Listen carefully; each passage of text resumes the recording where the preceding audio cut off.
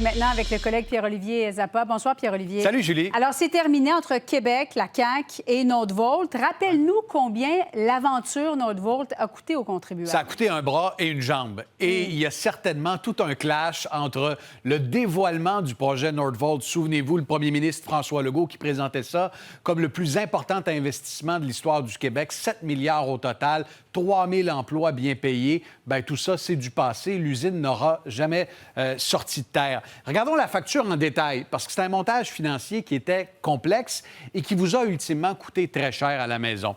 Regardons les pertes actuelles pour le gouvernement du Québec qui avait investi directement l'équivalent de 270 millions de dollars dans la maison mère de Nordvolt. On ne reverra pas la couleur de cet argent à quelques millions de dollars près.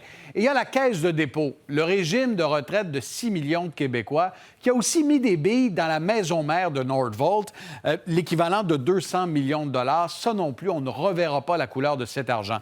Quand je dis que le gouvernement du Québec, le 270 millions de dollars, c'était dans le projet de l'usine, ce qui fait qu'il faut retenir un chiffre, 470 millions de dollars, c'est de l'argent public qui est carrément jeté à la poubelle, qui s'est évaporé dans un projet qui ne verra finalement jamais le jour pour plusieurs raisons. Manque de liquidité de la part de Nordvolt, problème à développer certaines technologies. Bref, ça tombe à l'eau.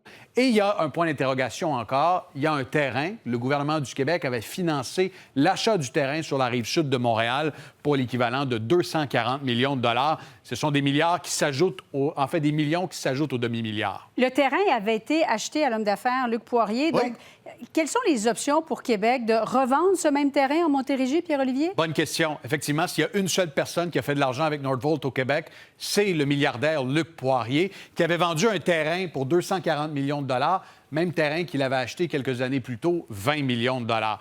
Qu'est-ce qu'on va faire avec ce terrain? La ministre Christine Fréchette était en entrevue avec Paul Larocque cet après-midi à la Joute. Elle a dit on va explorer toutes les avenues possibles. Une chose est sûre, Julie, Luc Poirier se dit prêt à racheter le même terrain au prix où il l'a vendu en 2023. Mais décontaminé. Mais décontaminé, pieuté. Vous le voyez, le terrain, là. Il a été déboisé, il a été aménagé. Il y a fort à parier que le gouvernement va réussir à peut-être avoir un petit peu plus que les 240 millions de dollars qui ont été accordés en prêt à Nordvolt et qui pourront être éventuellement récupérés par le Trésor public. Bon, tout ça s'inscrivait, le projet Nordvolt, dans la filière batterie. On peut dire que ça a été une très dure année pour la CAQ. Année extrêmement difficile. Il n'y a pas seulement Nordvolt qui a planté. On peut penser à Taiga, le fabricant de motomarines et de motoneiges électriques. Lion Électrique a connu des difficultés, a été racheté pour une bouchée de pain. On ne peut pas dire que le bilan est couronné de succès jusqu'à présent dans la filière qu'on nous annonçait promoteuse pour l'économie du Québec. Et Luc Poirier sera à ton émission À vos affaires. À vos affaires à 18h30. On a pas mal de questions à lui poser. Oui. C'est le seul gagnant du projet Nordvolt. Merci, Pierre-Olivier. Il n'y a pas de quoi.